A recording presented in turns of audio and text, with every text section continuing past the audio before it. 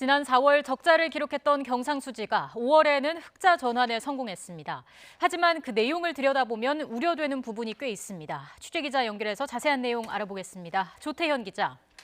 네, 한국은행입니다. 네, 일단 경상수지가 흑자 전환에는 성공했죠. 네, 지난 5월 경상수지 49억 5천만 달러 흑자로 집계됐습니다. 경상수지는 상품과 서비스 같은 모든 교육의 결과를 종합한 수치인데요. 신용 등급 같은 대외 건전성의 기준이 되는 지표입니다.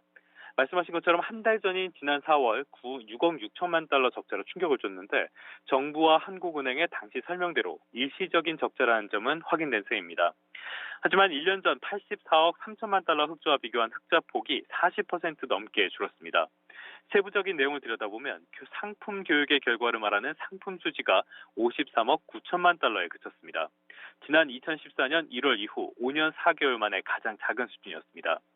서비스 수지와 4월 적자에 가장 큰 영향을 미쳤던 본원소득 수치, 그러니까 우리 국민이 외국에서 받은 임금과 투자 소득에서 외국인이 국내에서 번 소득을 뺀 수치는 1년 전보다 상당폭 개선됐는데요. 가장 비중이 큰 상품 수지가 워낙 안 좋다 보니 전체 경상 수지에도 부정적인 영향을 미쳤습니다. 네, 그럼 경상수지가 이렇게 안 좋았던 구체적인 이유는 뭔가요?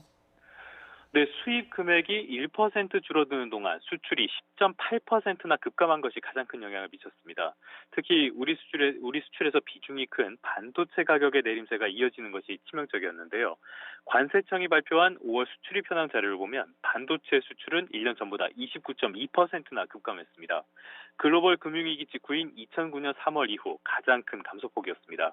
전망도 좋지 않습니다. 무엇보다 이 반도체 값의 하락세가 좀처럼 멈추지 않고 있기 때문인데요. 그래픽을 하나 준비했는데 이 반도체 가격 조사 업체인 디램 익스체인지 자료입니다.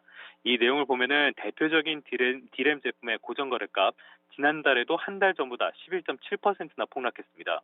이 제품 가격 지난해 초에는 8달러가 넘었는데요. 지금은 3달러를 가까스로 넘는 수준에 불과합니다.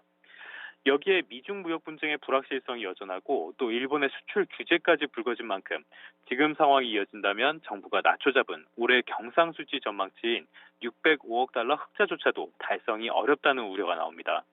지금까지 한국은행에서 YTN 조태현입니다.